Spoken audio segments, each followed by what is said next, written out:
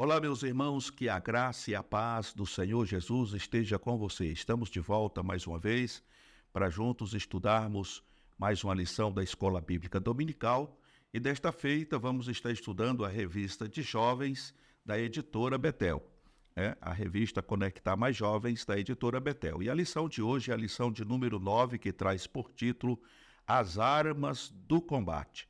Então nós sabemos que o Senhor Jesus nos deu ferramentas, ou melhor dizendo, equipamentos para podermos vencer as batalhas e vencer o inimigo. O texto de referência, para quem está com a Bíblia aí na mão, é Efésios capítulo 6, do versículo 13 a 17. O versículo do dia vem dizendo assim: revesti-vos de toda a armadura de Deus, para que possais estar firmes contra as astutas ciladas do diabo. Então, o primeiro passo aqui é nos revestir de toda a armadura de Deus. Nós vamos estar falando delas no contexto desta aula, para que possamos estar firmes contra as astutas ciladas do diabo. A verdade aplicada diz ainda que as armas espirituais possibilitam o cristão pelejar contra o mal. Ou seja, meu querido, você que é jovem, o inimigo investe muito contra a juventude da nossa igreja, E por que não dizer de todas as igrejas? Principalmente sobre aqueles que procuram ter uma vida de retidão diante de Deus. Então, é claro que as investidas do inimigo vai ser maiores. E para vencer, é preciso estar preparado, é preciso estar utilizando essas ferramentas que o Senhor tem colocado à nossa disposição. Os objetivos da lição de hoje, o primeiro deles é aplicar as características da couraça e do cinturão. Segundo, aplicar as características dos pés e do capacete. E o terceiro, aplicar as características do escudo e da espada.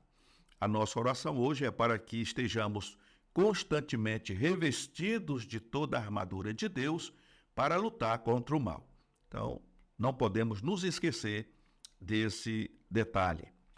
Muito bem, a introdução ela vem dizendo que Paulo nos apresenta as peças usadas pelos soldados nos tempos de Jesus como elementos necessários à caminhada cristã e ao enfrentamento dos inimigos de nossas almas. Então, Paulo ele faz aqui uma ilustração para nós nos dias atuais. Foi para aquele tempo e é para o tempo de hoje. Então, ele se espelhou nos romanos, principalmente. Então, todos aqueles soldados, eles tinham esses aparatos para se proteger dos inimigos, além do escudo, espada, capacete, aquele colete que é chamado de couraça, o cinto, o calçado apropriado para as longas caminhadas que eles tinham que fazer. Então, tudo isso deveria ser de acordo e que contribuísse para que esse soldado, na hora da luta, não tivesse cansado, com os pés machucados e etc. e tal. Então, nós vamos estar vendo isso no decorrer desta lição, no comentário. O ponto-chave da lição de hoje são: as características da armadura de Deus são elementos básicos para o combate vitorioso. O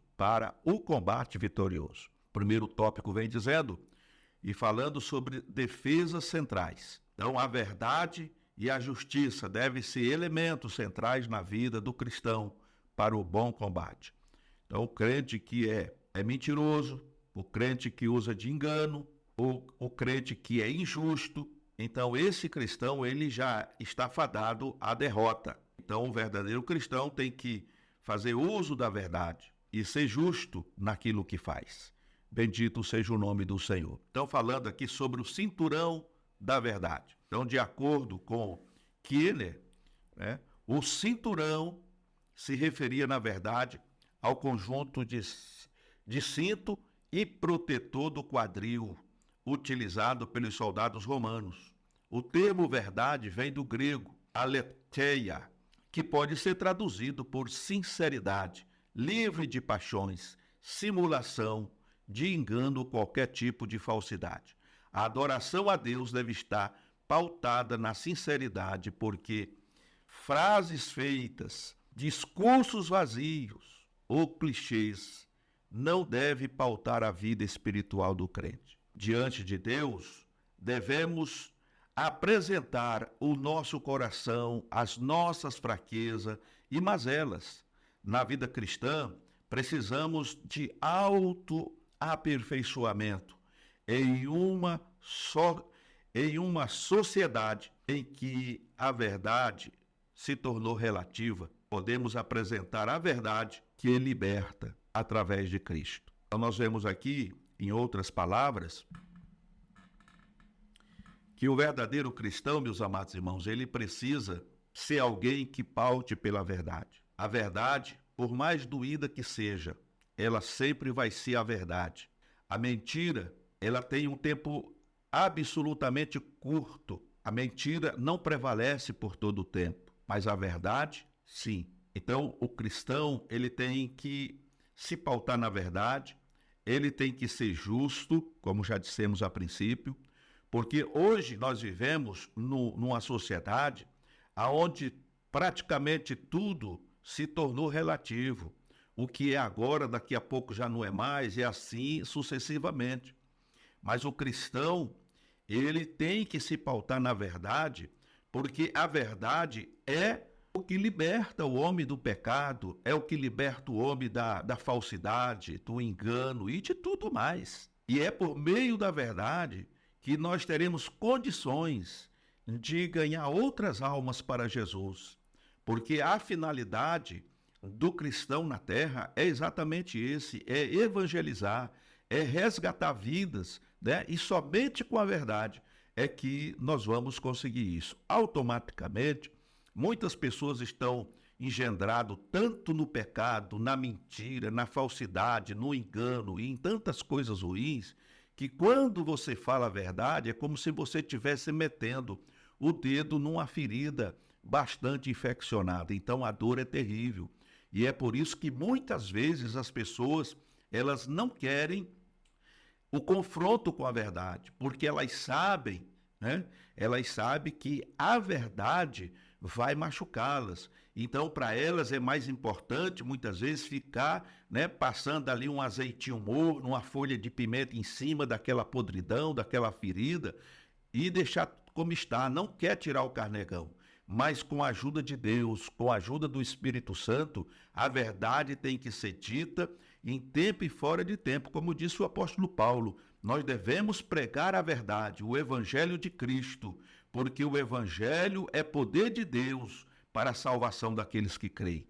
Louvado seja o nome do Senhor Jesus. Portanto, nós precisamos estar atentos e procurar andar de maneira sábia para que não venhamos ser laçados pelo inimigo e de repente nos ver praticando as mesmas coisas que o mundo de hoje pratica.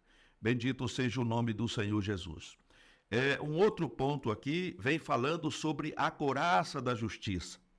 No grego, chama thorax ou tórax, era parte da armadura dividida em duas. A primeira cobria a região do tórax e abdômen, e a segunda, as costas.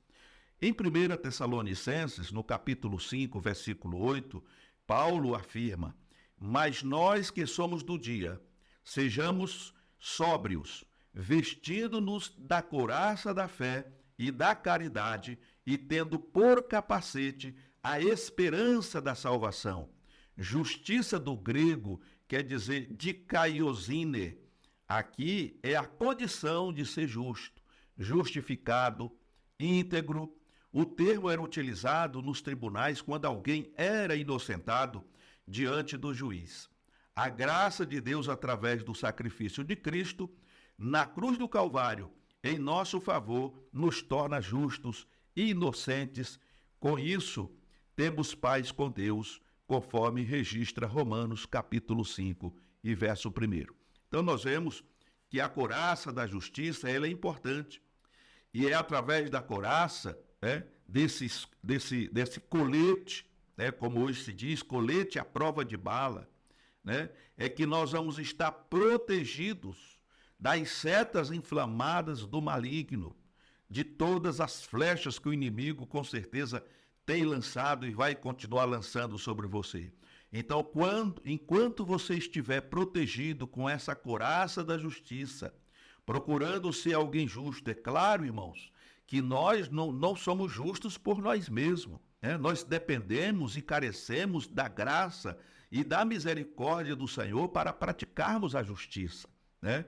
Porque naturalmente nós somos maus, a nossa natureza é ruim, mas quando nós somos justificados, como diz aqui o comentarista, quando fomos justificados pelo Senhor, louvado seja o nome do Senhor Jesus, nós nos tornamos pessoas íntegras, né? E passamos então a viver uma vida diferente daquela que nós vivíamos no passado, antes de conhecer o Senhor, no período da ignorância. Então, quando nós praticamos a justiça, nós estamos protegidos por essa couraça maravilhosa, e isso vai impedir que o inimigo tenha acesso ao nosso corpo. Louvado seja o nome do Senhor Jesus. Um outro ponto interessante é que nós temos aqui os equipamentos periféricos. Então veja que o capacete e os calçados são equipamentos que protegem as extremidades do corpo. Pés calçados na preparação do evangelho. Então veja que um jovem cristão, ele não pode ser uma pessoa leiga, né? Uma pessoa indouta, uma pessoa que não tem conhecimento das Escrituras. É por isso que é importante o estudo sistemático da palavra de Deus, porque quando você tem esse conhecimento, a palavra de Deus ela vai funcionar como esse calçado, né, na preparação do evangelho. Então era comum aos soldados de infantaria daquela época, das legiões romanas, caminhar dezenas de quilômetros. Com isso era importantíssimo o cuidado com os calçados e os pés, pois se por algum motivo os pés se machucassem, seja por bolhas ou até mesmo por algum tipo de ferida, o combatente teria dificuldade de se locomover e não conseguiria ir muito longe, e sem dizer que se tornaria uma presa fácil ao inimigo, né? Acabaria ficando pelo caminho. Assim é a vida cristã. Sem uma boa preparação na palavra de Deus, não chegaremos a lugar algum. Principalmente quando vivemos aqui uma época em que, infelizmente, a gente tem que admitir que muitos cristãos têm se tornado crentes papagaios. Mas como que é isso, pastor Elias? Pessoas, eles começam a repetir clichês e algumas coisas que eles ouvem aí na mídia, mas esse cristão, esse moço, essa moça, e por que não dizer, todos, né? Muitas vezes não têm intimidade com Deus e nem com a sua palavra. Muitas vezes só lembram da Bíblia quando estão saindo para a igreja. E quantos, quando termina o culto, acabam indo embora e esquece a Bíblia lá em cima do banco, né? Lá do templo. Então a gente percebe, irmãos, que os crentes, muitos crentes, não estou generalizando, mas muitos cristãos, eles não têm essa intimidade com a palavra de Deus. São crentes que não oram, que não lêem Bíblia, que não se consagram. Então, para esses, né, a igreja ou a religião se tornou apenas uma coisa nominal. São crentes nominais. Ele diz, que denominação é sua? Eu sou da igreja tal, eu pertenço ao ministério tal, mas a gente percebe que ele é raso, e quando ele é confrontado pelo inimigo, ele não tem respostas bíblicas, ele não conhece a palavra de Deus e acaba, né, se envergonhando, passando vergonha, ou muitas das vezes cedendo ao inimigo, e não demora muito essa pessoa está no mundo desviado, porque faltou o alimento, faltou o combustível, faltou a unção, porque ele viveu solto e largado, achando que essas coisas é apenas conversa. Então nós vemos, irmãos, que é importantíssimo, é de fundamental importância que o jovem, nessa era em que vivemos, chamado pós-modernidade, seja alguém convicto da sua fé e que faça uso de todas estas ferramentas para que ele possa, como diz o apóstolo Paulo, resistir no dia mau e, tendo combatido, vencido, permanecer de pé. Então, esse é o segredo da vitória para aquele que quer ser um vaso nas mãos do Senhor e quer ser vitorioso. Nós vemos ainda aqui que sem uma boa preparação na palavra de Deus, não chegaremos a lugar algum. A própria pregação é um exercício da palavra de sua meditação, estudo e prática. E como pregarão se não forem enviados? Como está escrito, quão formosos os pés dos que anunciam a paz, dos que anunciam as coisas boas. Romanos 10, capítulo 10, versículo 15. Então, meus amados irmãos, é necessário, como já dissemos aqui, que haja uma preparação, né? Que cada moço, cada moça se prepare, tenha conhecimento da palavra de Deus, porque senão nós não vamos chegar a lugar algum. A própria pregação, como já lemos aqui, é um exercício da palavra de Deus e de sua meditação, estudo e prática. E quando você se familiariza com o estudo sistemático da palavra de Deus, você pode, e aqui está dizendo, você pode ser um pregador do evangelho, alguém que vai estar combatendo contra o mal, falando a verdade, porque você vai estar usando, né, o cinturão da verdade, né? E aí você pode, inclusive, ser enviado por Deus para um campo missionário, para trabalhar na obra, né? Quão formosos os pés dos que anunciam a paz, dos que anunciam coisas boas. Louvado seja o nome do Senhor Jesus. O outro ponto importante aqui é sobre o capacete da salvação. E sem sombra de dúvida, a cabeça é uma das partes mais sensíveis, e por que não dizer vulnerável, e vitais do corpo humano. Um ataque certeiro na cabeça, se não for mortal, pode causar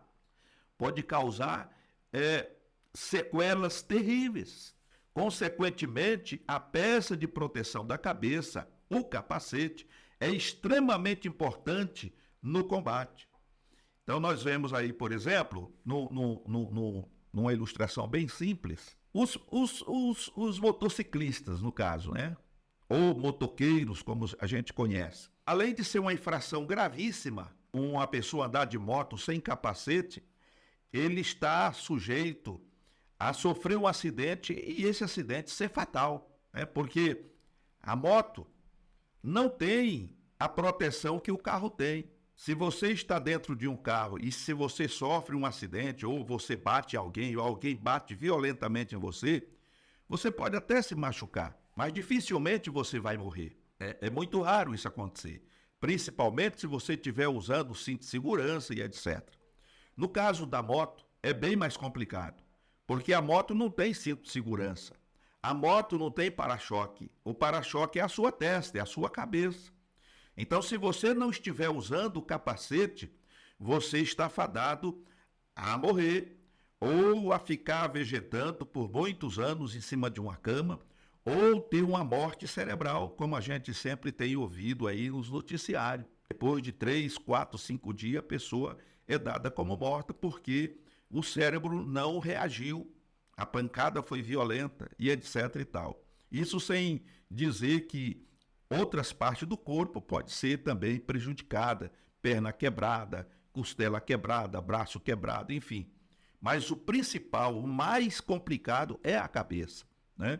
Então, é necessário que nesse contexto que nós estamos falando aqui, o capacete da salvação, ele é importantíssimo, porque é na cabeça e por intermédio da cabeça que o inimigo muitas vezes penetra na nossa mente. Amém, irmãos?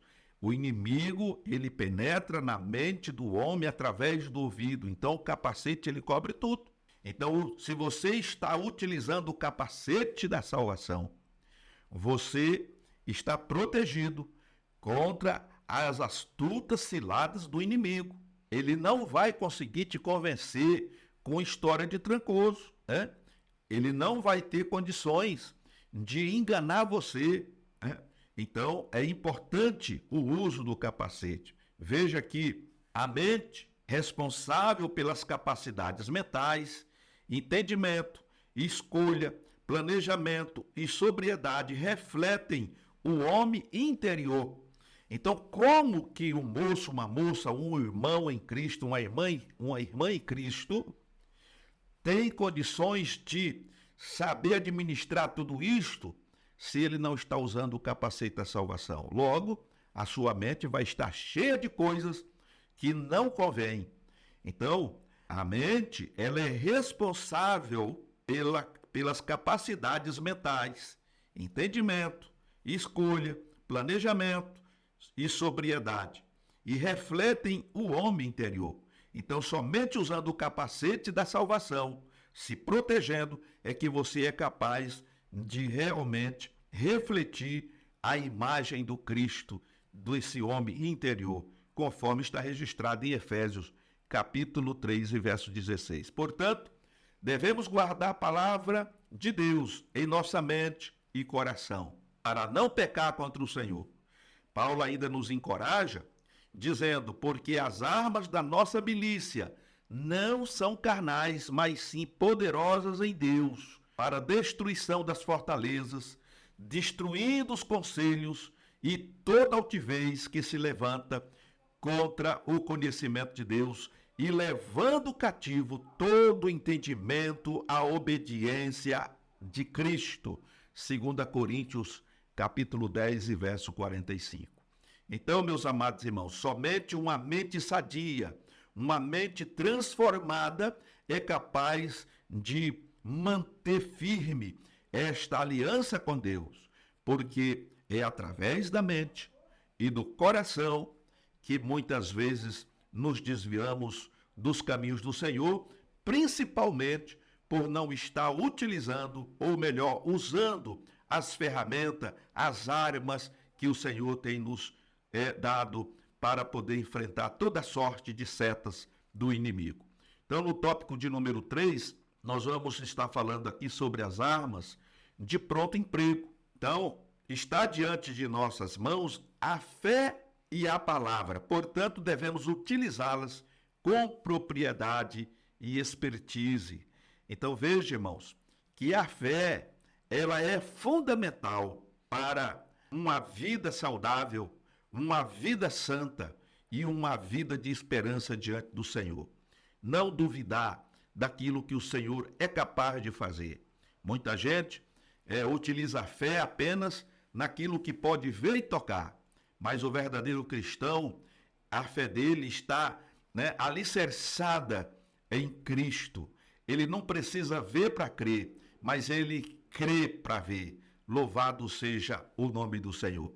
Em outras palavras, o escudo nos tempos bíblicos era alongado, ovalado, parecia-se com uma porta, era feito de madeira, podendo ser coberto de couro ou até mesmo de bronze. O escudo era uma arma de defesa eficaz para o avanço da tropa. Sem ele, a tropa poderia ser atingida pelos dardos, que eram flechas que poderiam estar acesa às suas pontas com fogo. Daí o termo dardo inflamado.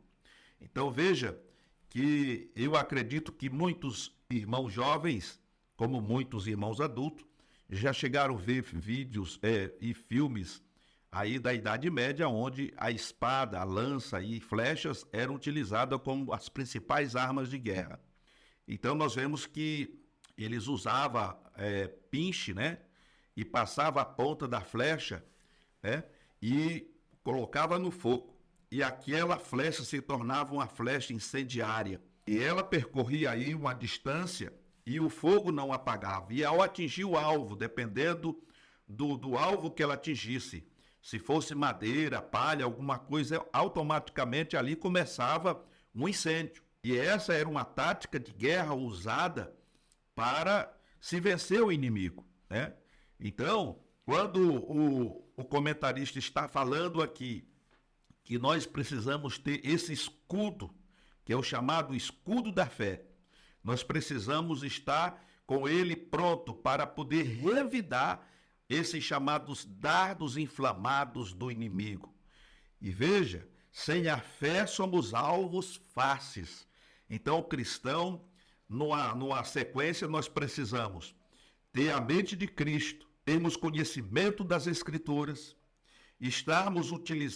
devemos estar utilizando o cinto, ou o cinturão da verdade, a couraça da justiça, devemos estar com os pés calçados na preparação do Evangelho, é alguém que tem domínio, conhecimento, profundidade nas Escrituras, e precisamos estar utilizando esse escudo da fé, porque sem ela, sem a fé, nós seremos alvos fáceis. A fé é o elemento essencial da caminhada cristã. A Bíblia afirma ainda: sem fé é impossível agradar-lhe, porque é necessário que aquele que se aproxima de Deus creia que ele existe e que é galardoador dos que o buscam. Hebreus capítulo 11, verso 6.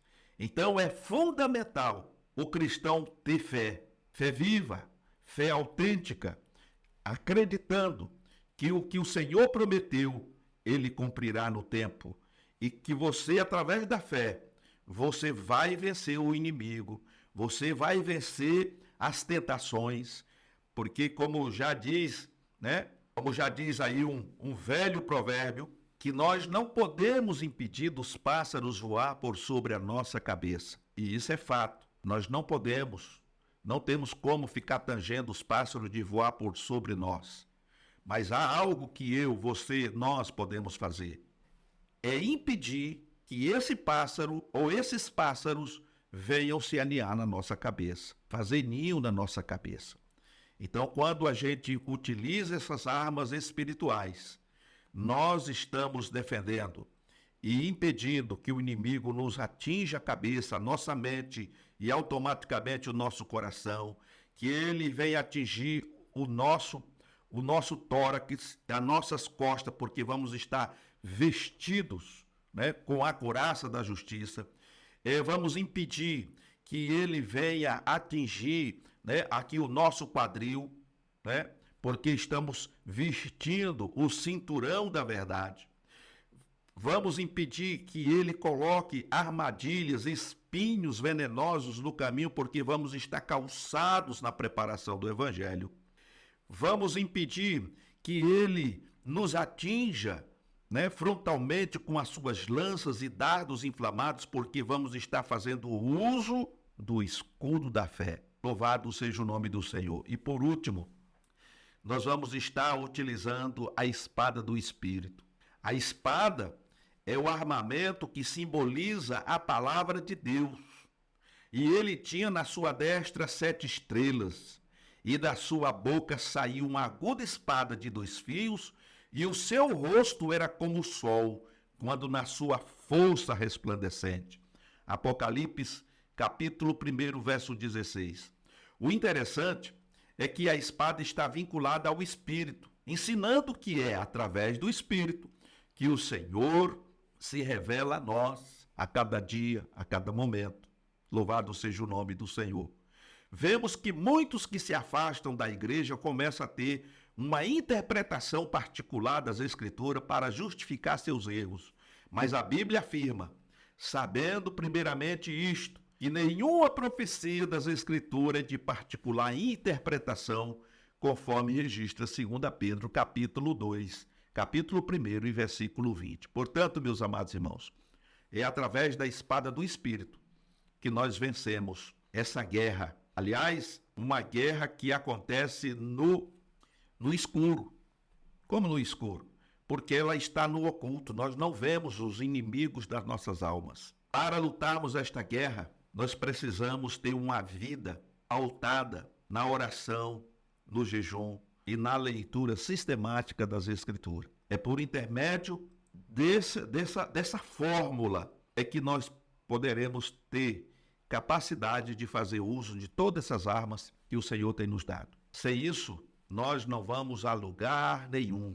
seremos crentes nominal, seremos presa fácil na mão do inimigo. Você já observou que tem muitos jovens que não conseguem permanecer na igreja? Um dia eles estão felizes, glorificando, exaltando a Deus, e no outro eles estão no mundo e já não quer mais voltar para Jesus? É porque eles achou, e muitos acham, que ser crente é uma colônia de férias, aonde você vai à vontade e permanece à vontade. Eles esquecem, ou talvez não saibam, que nós estamos em guerra e o nosso inimigo não está brincando de ser inimigo.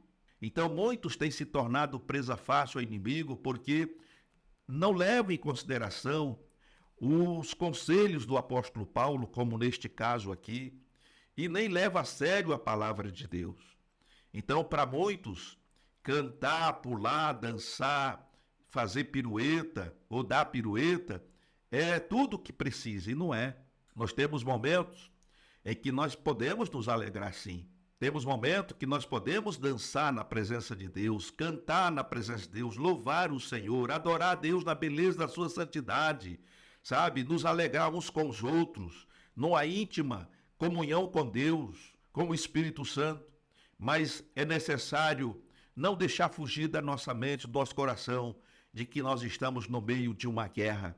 E essa guerra, ela é travada não com as coisas físicas e materiais deste mundo, mas com as hostes, com as potestades, com os principados, com o próprio Lúcifer, né, em chefe.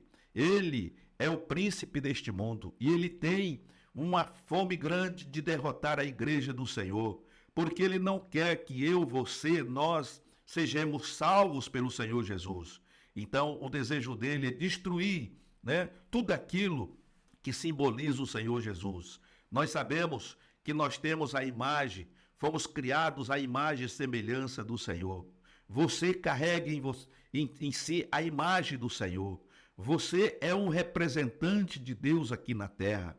E o inimigo, ele tem trabalhado para desconfigurar tudo isto. Então é preciso que você, jovem, que você, moço e moça, que quer compromisso com Deus, se volte à palavra de Deus, se volte para o Senhor, com o coração quebrantado, arrependido, com humildade. Deus vai te levantar nesta nação e Deus vai fazer de você uma tocha e você vai incendiar este mundo com o poder do Evangelho, com o poder da unção que Deus tem para a tua vida. Há um preço a ser pago? Sim, existe um preço a ser pago, mas vale a pena pagar o preço, porque aquele que nos prometeu é fiel para fazer muito mais do que nós pedimos ou pensamos. E concluindo, estar revestido com toda a armadura de Deus é essencial para lutar contra o nosso arqui-inimigo e as hostes espirituais da maldade. Então, o segredo da minha e da tua vitória é estar revestido com toda a armadura de Deus, porque somente com elas e por meio delas nós podemos vencer todas as hostes infernais. Bendito seja o nome do Senhor. E dito isso, quero agradecer a você que tem nos acompanhado, que tem passado esses momentos, juntamente conosco, aprendendo a palavra de Deus de uma maneira simples, mais objetiva, para que possamos juntos crescer no conhecimento de Deus da sua palavra. Permitindo Deus, estaremos de volta numa outra oportunidade. Fique, portanto, todos na paz do Senhor Jesus.